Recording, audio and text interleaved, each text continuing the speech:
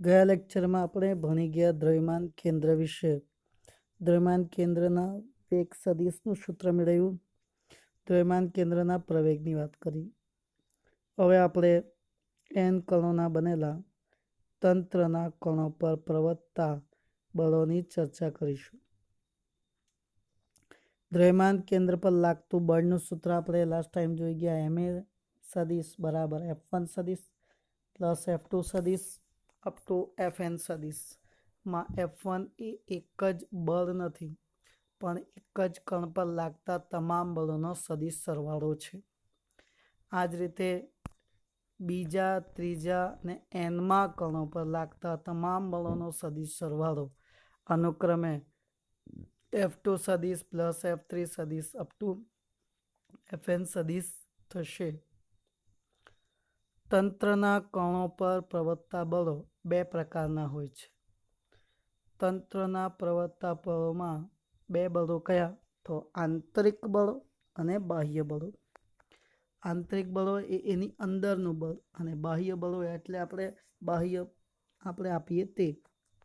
હવે અહીંયા આપણે આકૃતિમાં જોઈએ તો આકૃતિ એમાં કણ 1 અને કણ 2, અહીં બે કણો આપણને બતાવેલા છે, કણ 1 અને બીજો કણ બતાવેલો છે કણ 2.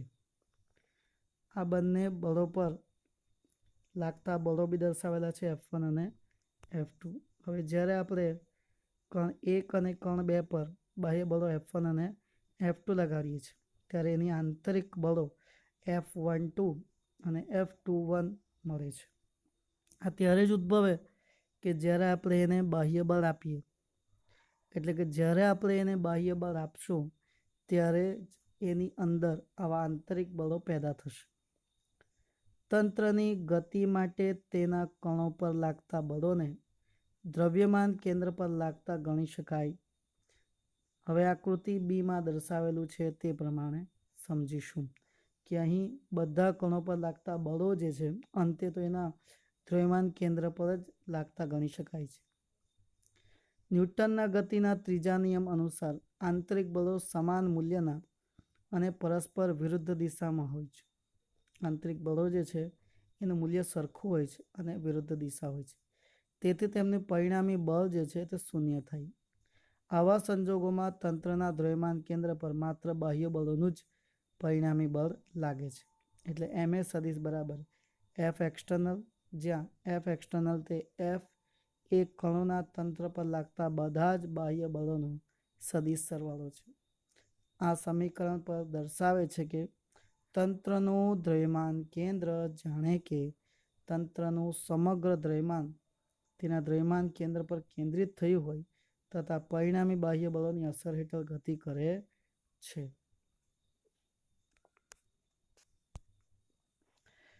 ma બરાબર F એક્સટર્નલ મેળવવા માટે કેટલીક નોંધનીય બાબતો જાણીએ. તો પહેલી, દ્રવ્યમાન કેન્દ્રની ગતિ જાણવા માટે કણોના તંત્રના આંતરિક બળોની જાણકારીની જરૂરિયાત નથી. આ માટે ફક્ત બાહ્ય બળોની જ જાણવાની આવશ્યકતા છે. એટલે આપણે જો એના દ્રવ્યમાન કેન્દ્રની ગતિ જાણવી છે તો આપણે એને બાહ્ય બળોની જ ગણતરી કરશું. એના આંતરિક બળો પર આપણે ધ્યાન આપશું નહીં. બીજું, આવા સમીકરણ મેળવવા માટે આપણે કણોના તંત્રના પ્રકારને સ્પષ્ટ કરવાની જરૂર નથી. કેમ?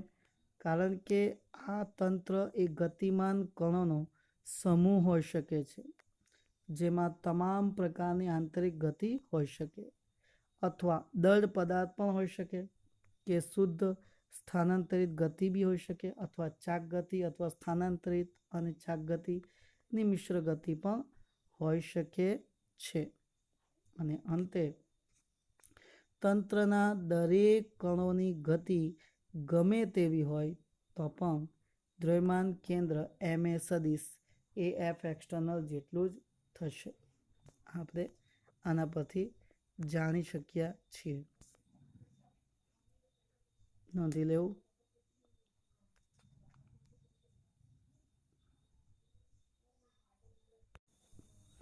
હવે વિસ્તૃત પદાર્થની ગતિ કેવી રીતે મેળવી શકીએ?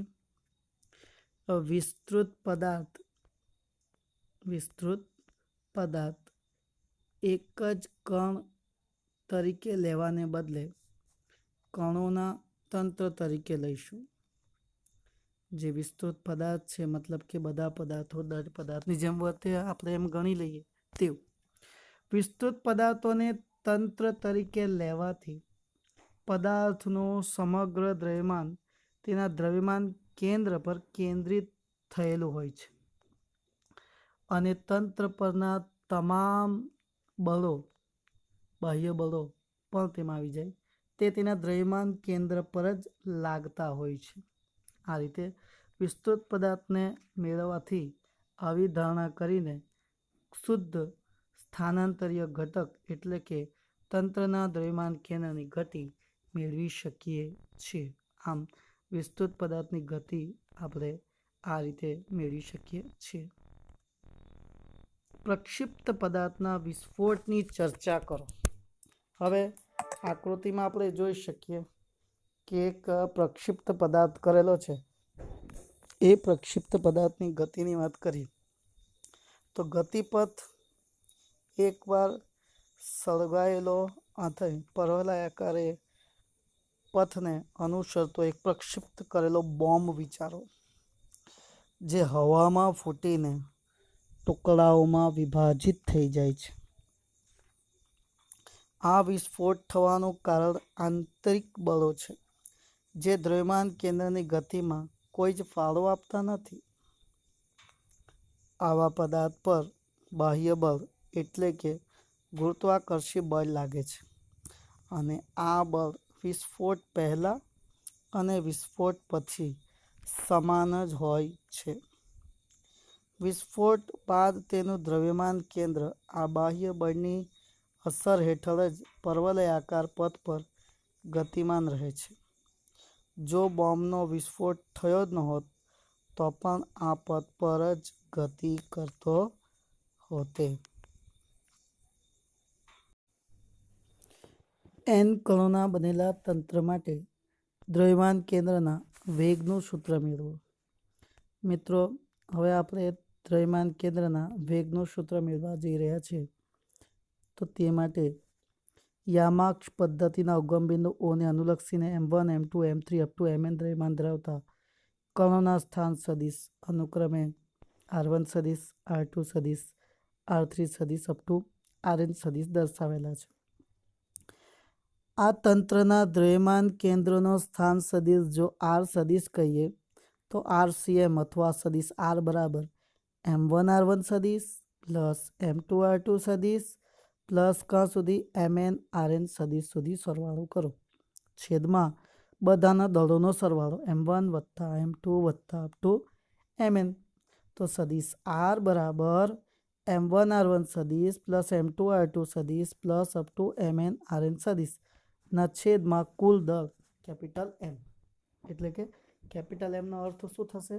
m1 વત્તા m2 અપ ટુ mn સુધી. તો એ મૂકી દીધો આપણે. હવે એમને આપણે r સાથે મલ્ટીપ્લાય કરી નાખીએ તો હવે સમીકરણ બની જશે m સદિશ r બરાબર m1r1 plus m2r2 up to mn/rn.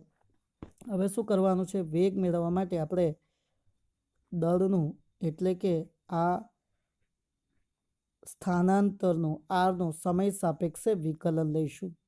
m તો અચલ છે એટલે m બહાર નીકળી જશે. તો m into dr/dt is equals two m1 dr1/dt, m2 dr2/dt, mn dRn/dt સુધી. હવે અંતર ભાગ્યા સમય એટલે dr/dt dx/dt ને આપણે v કહીએ ને, તેવી રીતના dr/dt બી v થાય. તો દ્રવ્યમાન કેન્દ્રનો વેગ જે છે તે થશે dr/dt બરાબર સદિશ v. તો dr1/dt નું v1, dr2/dt નું v2 અને dRn/dt નું vn. તો આ બધી કિંમતો મૂકીએ તો સમીકરણ 2 શું મળશે? m સદિશ v બરાબર m1 v1 plus m2 v2 up to mn vn સદિશ, તે સમીકરણ 2. તો આ પરથી સદિશ v બરાબર દ્રવ્યમાન કેન્દ્રનો વેગ સદિશ બરાબર વી સદીશ બરાબર VCM બરાબર M1V1 plus M2V2 up to MNVN છેદમાં M1 plus M2 up to MN થશે. આમ આપણે દ્રવ્યમાન કેન્દ્રનો વેગ સદિશ શોધી શકીએ છીએ. તો આ છે દ્રવ્યમાન કેન્દ્રના વેગ સદિશનું સૂત્ર. તો નોંધી લો.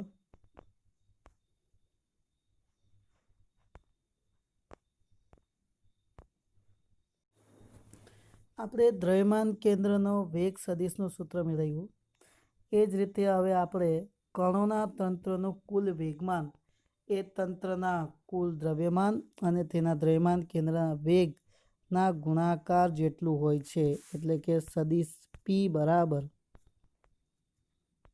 MVCM થાય છે તે મેળવવાનું છે. તો આપણે દ્રવ્યમાન કેન્દ્રના વેગ સદિશનું સૂત્ર લઈશું.